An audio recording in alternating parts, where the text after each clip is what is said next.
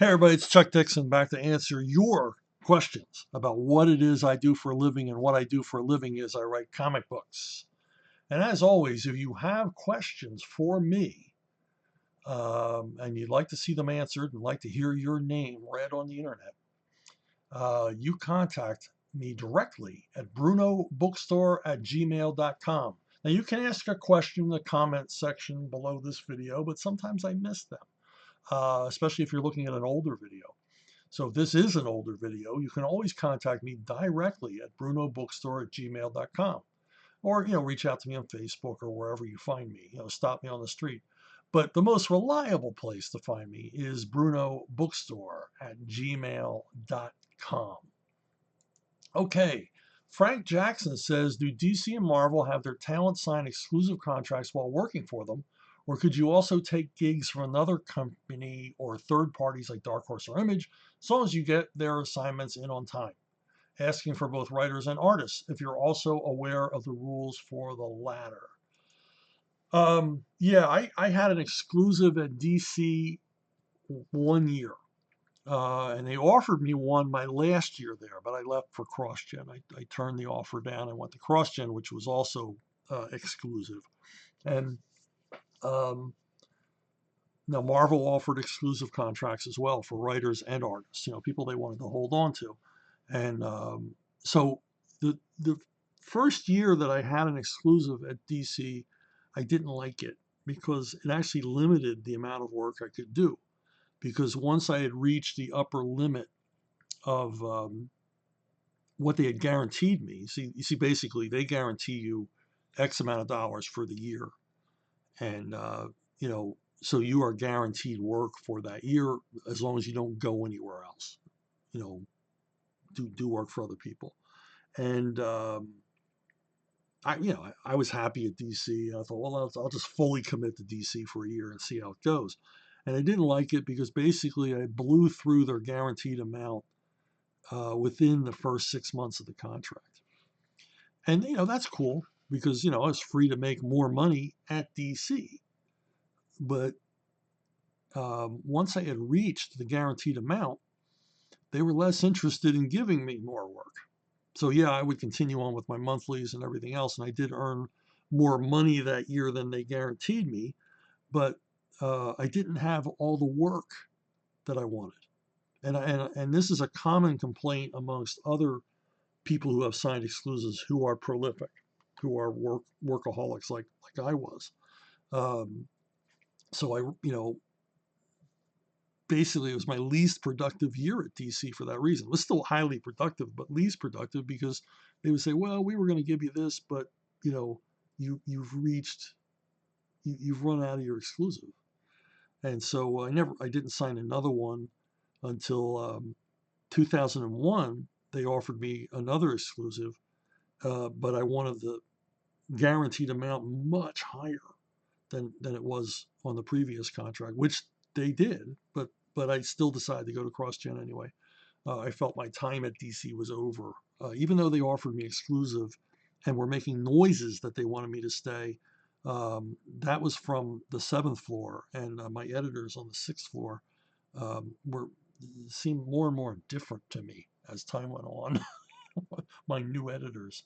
Um, Marvel never offered me exclusive. I was never part of the Marvel mainstream. I never had a Marvel mainstream book. I mean, the closest I got was a 2-year run on Moon Knight. And yeah, you're going to say, Chuck, you wrote a lot of Punisher. Well, Punisher was never considered mainstream at Marvel. Um, he was never embraced by the people who, you know, produced books like Iron Man and Captain America, Fantastic Four, and stuff like that. So yeah, I was never offered an exclusive there. But some of these contracts could be extremely lucrative. Uh, they just didn't fit me because I like to do a lot of work and I like the freedom. So Kiefer Riley Johnson says, which Batman villain outside of the Joker do you believe could maintain their own book? Well, Catwoman had her own book successfully for a while, but I think you mean others. Ra's al Ghul, to me, is really the only Batman villain. I mean, I'd love to write a Bane monthly. I think Bane could carry a monthly, but that would all rely on story and the rest of it. Um, I mean, what I'm saying is if I were writing the Bane Monthly, it would be good. I don't know if another writer, any writers that I have currently working at DC understand the depth of the character enough to make it carry a monthly, to come up with the stories. You just can't keep retelling Nightfall over and over and over again. You actually have to come up with new stories. So Bane, for the common comic book writer, doesn't have the built-in background. Certainly not the built-in background that Ra's al Ghul does. I mean, my God, he's immortal. So he's been around since what, the time of the Khans? So there's all those stories. There's all that back history. Plus, he's continuously trying to conquer the world. That's a great story in itself. And he's got issues with his daughter. There's just a lot going on with Ra's al Ghul.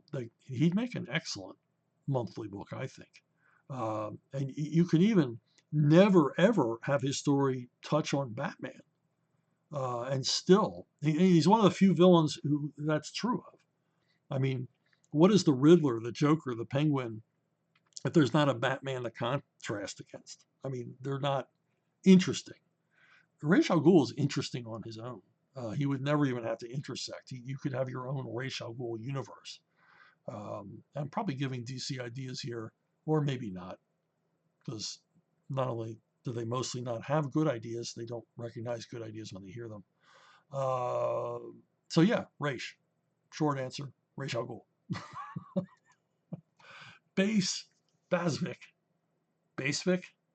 Man, I've been looking at your posts for years, and I don't know how to say your last name. Hey, Chuck, you say you and Graham only own a teeny bit of Bane. So can you two still write and illustrate a comic on your own with him? No, there's no freaking way DC would let Graham and I do that. If they would have let us do it, we would be doing it. You would have a Bane monthly if we were free to create our own Bane comics. But no, we have what is called a participation agreement. It's like a company with stock. You have the majority stockholder basically calls the shots. And that means if they own 51% of the stock. Well, here, DC Comics owns 90% of the stock of Bane. So he's basically theirs. They do with him what they will. And we have no say over any of it. And we have financial participation, and that varies depending on what the merchandising or the entertainment property is, but we do have participation financially in the character, but we have no say over his creative future. I mean, my understanding is he's been killed now for the second time. We didn't kill him, so the other creators did, because apparently that's what you do when you have no more ideas. You kill the character. Larry Poppy, or Popey, I'm going to need pronunciation guidance from you folks from that one, because I don't want to insult anybody. If you take questions from here, which I do, how do you approach stories depending on the age of the target audience? How differently do you write for children, teenagers, and adults? How do you balance things like violence? I used to read stuff like Marvel Knights, Spider-Man by Mark Millar, when I was 9, and Battle Royale when I was 12, and I liked the violence and intensity of those stories. Well, my target audience when I was writing mainstream superhero comics was always a precocious 10-year-old. See that kid all the way on the right? That's a precocious kid. He's looking at glamour. The rest of the kids are looking at comics. He's checking out the chick on the cover. I wrote for a precocious 10-year-old, and I never pandered. That's the thing. I don't understand when I say we're going to do comics for kids, and they're simplistic and boring and flat. Well, why would kids be interested in this? When I was a kid, I was reading Fantastic Four and Spider-Man. I was reading Creepy magazine when I was a kid. I didn't need someone to dumb the comics down for me. And here's what I'm going to tell you. If you are writing for kids, kids are a tough audience. Kids are the toughest audience you will ever encounter. You know why? Because kids are only interested in story. They are only interested in what happens next. When a kid asks you to tell him a story, it better be a damn good story. And it's not about his attention span. Kids have an enormous attention span. When I was a kid, I could spend an entire afternoon, looking at ants. that's a misnomer that kids don't want to be bored, and you can't BS them. You can't just write, you know, some clever little thing with lots of arch dialogue and pithy comments and asides and expect a kid to be entertained. No, stuff has to happen. It's got to have a plot. It's got to have a story. It's got to have interesting characters and resolution. And that's why most Netflix fare doesn't entertain a child. Because it's a lot of nonsense. It's a lot of one damn thing after another, and it's not a story. So, a lot of times when I wrote, particularly when I was writing The Punisher, I would write on two levels. I would write on a level for the kids reading it and a level for the adults reading it. And mostly for the adults reading it, it was the humor. It was the Punisher's, frankness in his own narration that I drew the humor from. Now, a kid's going to read that straight. He's going to read that dramatic and straight. An adult is going to realize, oh, this is funny because what he's saying in the captions juxtaposes to the visuals, things like that. So you could write on two levels. And I was always, writing for the Comics Code, never a problem for me. I didn't mind it. I didn't see the Comics Code as a restriction. I saw it as a challenge. And, I want to write a comic that's universally accepted, that parents don't mind their kids reading. And so, sometimes I would deal with what was considered edgy or topical subjects, but I dealt with them in such a way as that it was the story. It wasn't telling the kid what to think. I was not about indoctrinating children to believe anything. I just wanted them to have a good time reading the story. And often the only reason I would include issues or topical stuff is because a lot of the stuff they were dealing with in their own lives. And it seemed disingenuous, particularly in the case of Robin, to be writing about a teenage character who didn't have any teenage problems, the kind of problems teenagers had now, not the kind of problems Archie Andrews had in the 50s, but, guns at school, drugs, date rape, things like that. But dealing with it within the confines of the Comics Code, I had no problem with it. I had no problem with that at all. I thought it made the comic book stories better, that I was trying to appeal to a more universal audience. And you do that without pandering. And I was in children's books. And let me tell you, plotting a children's book, that is no picnic. That is no afternoon in the sunshine.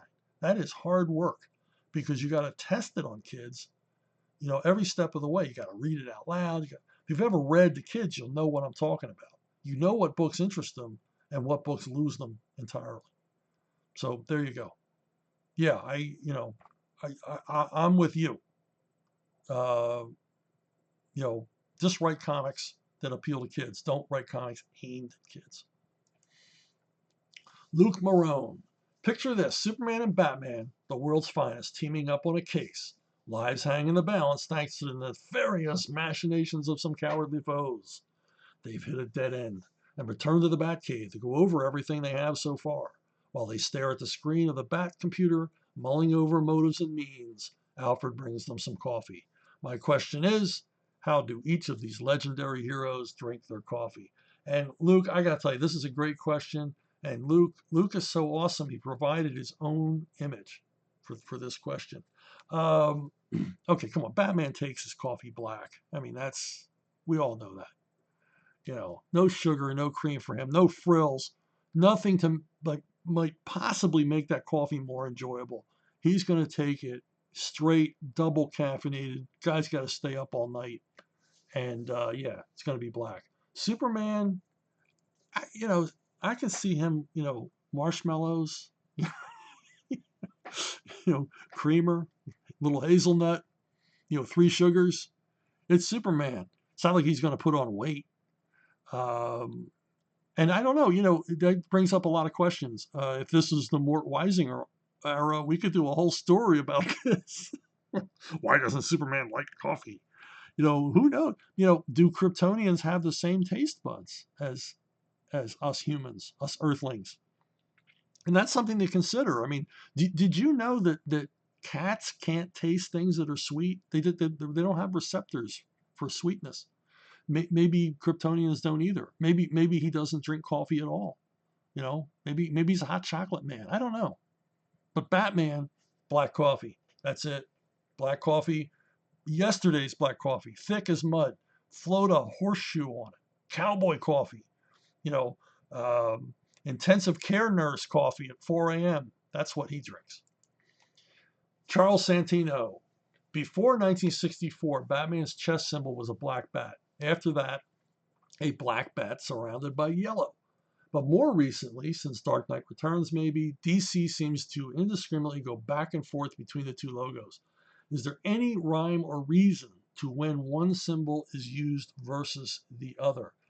Okay, for those of you, just landed on planet Earth, Batman from his creation in the 30s all the way up to 1964 basically wore this outfit and had this look, this kind of Chester Gould style drawing of Batman, sort of a exaggerated, more cartoonish looking character. And there on his chest was just the bat worn, against his gray spandex outfit. And then in 1964, DC made a big deal out of the new look Batman. They changed the belt and they changed the symbol. And they changed the look. He was drawn more realistically than he had been before. They dropped the Chester Gould, Dick Tracy look and went for, Joe Giella and Carmen Infantino and guys like that. And they made the yellow bat symbol. I really don't know why, except maybe to make it stand out more. It also made it a more saleable logo for things. I don't know if they were thinking about that. I just think that they were thinking, let's change what he looks like. And for me as a kid, I really didn't even notice the yellow circle. I more noticed the stylistic change. But, the yellow circle denoted that. Now, over the years, the bat symbols changed over and over and over again. Um, it's constantly being modified and morphed and changed. Now, I know from being on the bat books that a number of times we made changes. Obviously, when in Nightfall, we had, Azrael becomes Batman. He changes the costume. He kind of keeps adding armor and weaponry and things like that, change the look of the costume. And when we were going to have Batman return, Bruce Wayne return and take up the costume again, we decided, well, he needs a costume change. When he comes back, we're going to mark the post Nightfall era with a costume change. And that's when, for a while anyway, we had that all black costume that sort of mimicked the costumes of the movies. And I clearly remember Denny commissioned a number of artists working associated with Batman at the time to submit new Batman costume designs. They were paid for them. And at one of the Bat Summits, we had all the designs, we had all the original artwork, and we laid them all out on the floor and decided what element we liked from each outfit, and sort of cobbled together an idea. If I'm not mistaken, Jim Ballant was at that. Jim Ballant and Graham Nolan both were at that summit with us, and were able to do some drawings on the spot of, sort of taking the best elements of each of the submissions and putting together, the new Batman outfit, which really didn't last that long. I don't even remember how long. It's like a blip in my memory how long that new costume lasted. But that is the reasoning. Now, the only reasons I've ever heard, I'm not sure if it was Frank Miller or someone else, his reasoning for the yellow shield was that it was bulletproof and it would hopefully draw the fire of anyone shooting at him, that they would aim for that yellow emblem, and that would be the most bullet resistant part of his costume. I seem to remember reading, I'm going to get, a whole bunch of people saying, yeah, it was in this issue and it was this person, whatever. But, but that wasn't the reasoning at the beginning. I think they were just changing stuff up. These pictures of the various bat symbol designs are from an outfit called designyourway.net. I just want to credit them. I don't want to, take stuff from someone without crediting them. But it was like one-stop shopping for every single bat symbol ever. I didn't even show you all of them. There were so many. There's dozens and dozens of variations over the 80-year history of this character. Dwayne Thomas. do you think that crowdfunding is the future of creator-owned comics? Yeah, I do, because creator-owned comics there in the 2000s kind of went the same way as independent film. I'm air quoting here, independent film. For a long time, independent film made independent film. You cobbled the money together, you made the movie, and God willing, you found a distributor and you got into theaters. But it was easier back in the 70s. I think the 70s is the heyday of independent film. In the 70s, you could literally go to a drive-in chain and get that film shown. You didn't really need a distributor. You could just convince some cigar chomping guy who owned a chain of drive-ins to show your movie. And believe it or not, a lot of producers, independent producers, did that profitably. You could go right to the theater chain. You could go here. You could go there. You could do road shows, which meant you would rent the theater out. You would rent that theater, show your movie, and the box office was yours. The theater owner only got the rent and the concession stand, and a lot of films were distributed in that way, basically self-distributing. The film, if you ever seen the movie Matinee, that's a real thing. The film producer would go from city to city to city, taking the movie with him and showing it, rent out the theater, keep the box office. But all those rules went out the window, and the studios basically run everything. So independent films today, when you see, oh, this is an independent film, it's actually funded by a studio. Now, there might have been some startup money at the beginning, but the studio still controls it. The studio still distributes it. So they're not really independent. Well, that's kind of what happened to creator-owned comics. Companies like Image and IDW and others sort of cropped up, and they became, the gatekeepers for independent books. And a lot of them truly weren't independent. Some of those comics were grown out of those companies, and they simply populated them with creators. And then they also weren't independent in the fact that those, IDW, Image, other companies like them would then own half the property or more if you made a bad deal. I've heard of some horrific deals being made where people created a comic, were only secured the comic book rights, had no ancillary rights, and things went on to become TV shows or movies or toys or games or whatever, and they saw nothing from it because they signed a lousy contract. So here we are in the age of crowdfunding. Well, that's truly independent. I mean, you're doing the comic, you're raising the money. I mean, look at the incredible success that Graham Nolan has had with his books. Chenu, his Monster Island book, his new one, Alien Alamo. This is Graham's artwork on Expendables Go to Hell, by the way, a crowdfunded book. And Graham has done extraordinarily well on his own, a one-man shop, and then he runs it. There's no gatekeeper. He does it all. It's him and his fans, and it's all theirs. And everything belongs to him. He got no partner. He's got no nothing. And that's a beautiful thing. That is truly independent. That is truly risk-taking. And he did it. And a lot of other creators. Brian Pulido is practically a legend in crowdfunding. His Lady Death franchise, it's all him, working his butt off to produce the comic and market it. And plenty of others. I mean, Richard Meyer is a legend amongst crowdfunding. He's the one that put together the Expendables Go to Hell deal.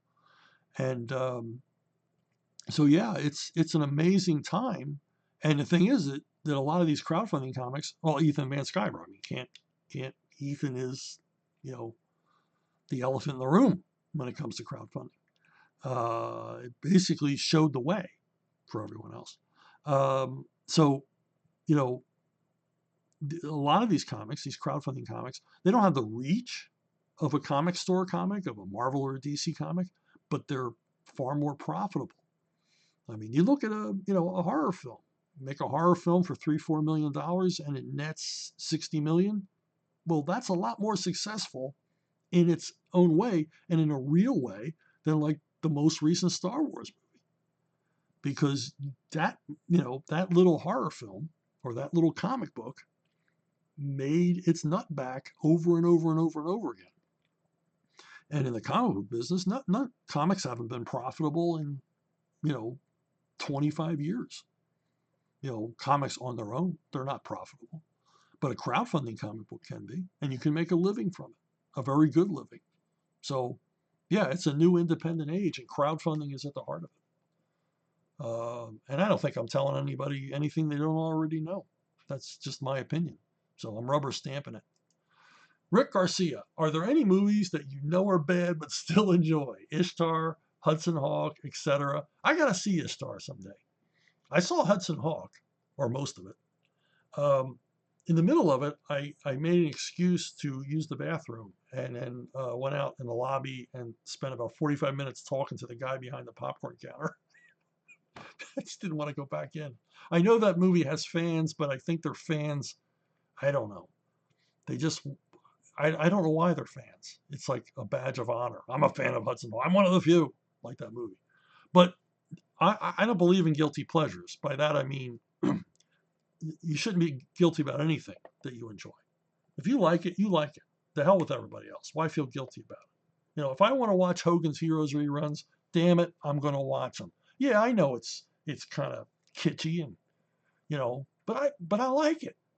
So leave me alone. Okay, so I'll give you some examples for me. The Green Slime.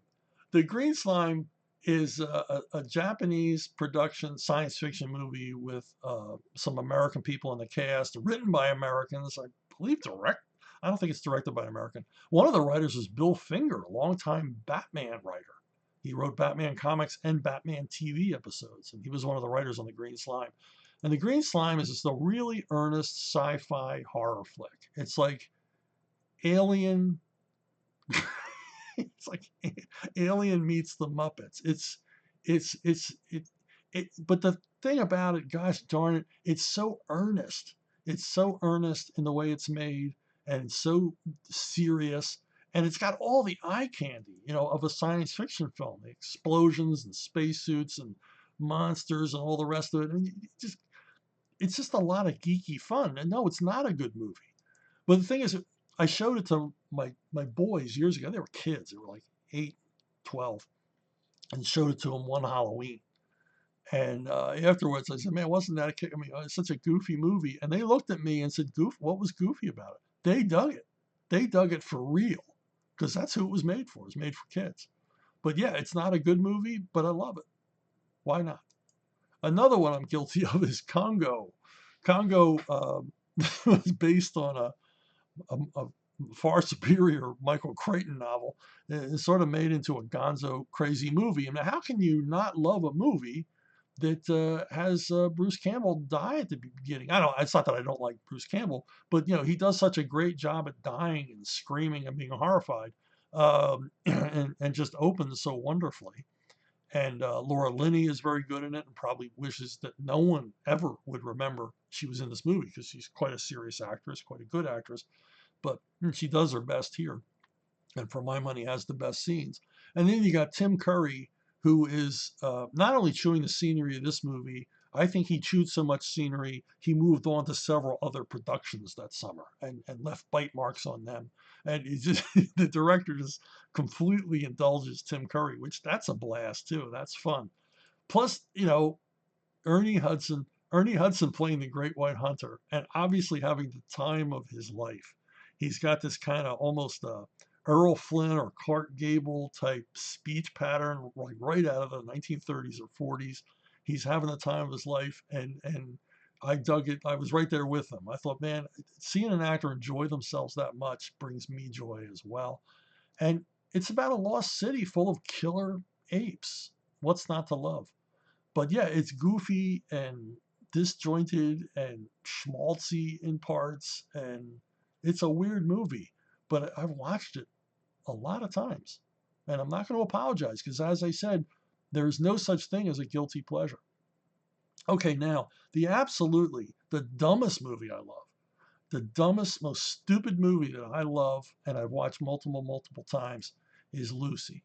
Luc Besson, I guess science fiction-y thriller thingy. I don't know what it is. Anyway, Scarlett Johansson, if you haven't seen the movie, uh, she's forced into smuggling drugs. Basically, they perform surgery and stick a whole bunch of some weird experimental drug into her torso.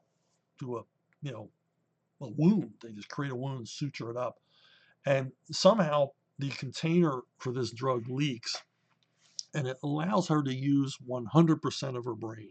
Now, the science there is ridiculous. People, the misnomer that we only use 10% of our brain. Well, at any one time, we use 15 to 20% of our brain, but you're not using all your brain all the time because you're not always listening to something. You're not always reading something. You're not always smelling something. You're not always excited. You're not, the different sensors of your brain for different things. You are not, fighting and fleeing at the same time, but that's it. That's the science of the movie. She's able to use 100% of her brain power, which somehow gives her super abilities that go beyond, the existential. And the movie's got a really, really weird ending and everything else. But again, it's one of those what's not to love movies. It's Scarlett Johansson kicking ass. There's lots of action, there's lots of suspense. And the ending, as goofy and crazy and unscientific and ridiculous as it is an amazing ending for a film. And I've watched it over and over and over again, and I will not apologize. I will not say I'm sorry. I think Lucy is a fun popcorn movie as long as you don't think at all while you're watching it. Don't ask any questions. Just watch Scarlett Johansson, shoot and punch and kick her way into your heart. And that's it. There you go. My top 3 stupidest movies I love. And that's it for me this week. Thanks for listening. Thanks for watching. Keep the questions coming. I really do love answering them. And subscribe, like, share, whatever you need to do. You people have made a valiant effort. You've increased my subscription rolls. You've increased the likes. You've been sharing, and it makes a difference. A lot more people are watching now than were 2 months ago. So it's like a vampire colony. It spreads geometrically. So the more you share, the more you encourage people to subscribe, the more likes, the more I can keep doing this. And I do love doing it. I do love talking to you each Wednesday. And get those questions in because I'm anxious to read them. That's it for me. See you all down the road.